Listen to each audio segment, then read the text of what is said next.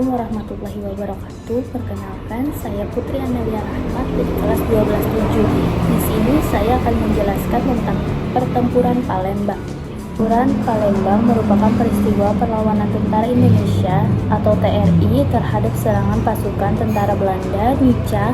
Pertempuran berlangsung selama 5 hari sejak tanggal 1 hingga 5 Januari 1947. Konflik bermula saat Belanda ingin Palembang segera mengosongkan kotanya. Akan tetapi, keinginan Belanda ditolak oleh seluruh rakyat Palembang.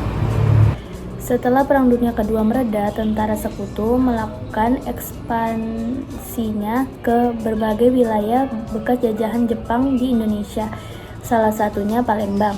Sekutu berhasil sampai di Palembang pada 12 Oktober 1945 dipimpin oleh Letjen Carmichael bersama tentara Belanda Nica. Semakin hari jumlah pasukan Nica semakin bertambah. Sekutu kemudian meninggalkan Palembang pada 1946 yang kemudian kedudukan mereka di Palembang diserahkan kepada tentara Belanda. Konflik bermula saat Belanda ingin Palembang segera mengosongkan kotanya. Akan tetapi, keinginan Belanda ditolak oleh seluruh rakyat Palembang. Belanda ingin menguasai Palembang karena Palembang merupakan salah satu wilayah strategis Indonesia. Selain itu, Palembang juga kaya akan sumber daya alamnya. Palembang juga berpotensi sebagai pusat pemerintahan, kekuatan militer, dan kegiatan politik maupun ekonomi.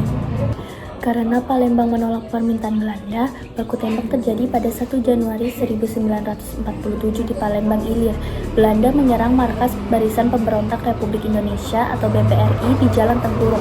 Beberapa tokoh penting yang terlibat dalam pertempuran ini adalah Kolonel Maludin Simbolon, Letkol Bambang Utoyo, Mayor Rasyad Nawawi, dan Kapten Alamsyah. Pada hari pertama setelah menyerang BPRI, para pejuang Palembang menyerang dan mengepung pasukan Belanda yang bertahan di sektor yang mereka kuasai sebelumnya. Pusat pertahanan Belanda ada di Benteng Kuto Besak, RS Caritas, dan Bagus Kuning Pelaju. Sedangkan pejuang Palembang tersebar secara merata di setiap tempat pertahanan Belanda. Pertempuran pertama berakhir pada pukul 5 sore.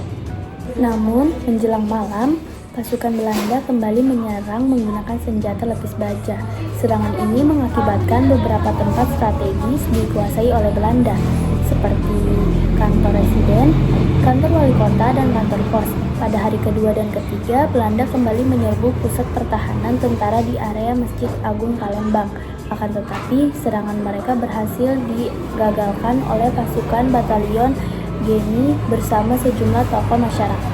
Sementara itu, dari arah Talang Betutu, pasukan bantuan Belanda yang hendak bergabung ke dalam Masjid Agung berhasil disergap oleh pejuang Palembang, dipimpin oleh Letu Wahidudin. Pada hari keempat, bala bantuan untuk pejuang Palembang tiba dari Panji serta dari Lahat oleh Letjen Harun Sohar. Menjelang hari kelima, setelah kekurangan pasokan logistik dan amunisi, kedua belah pihak memutuskan bertemu. Keduanya kemudian memilih untuk melakukan gencatan senjata. Akhir pertempuran, Indonesia mengirim Dr. Adnan Kapau Gani sebagai utusan pemerintahan pusat untuk berunding dengan Belanda. Hasil perundingan menyepakati bahwa pihak Indonesia, pasukan TRI, dan pejuang lainnya akan mundur sejauh 20 km dari pusat kota dan hanya menyisakan Alri.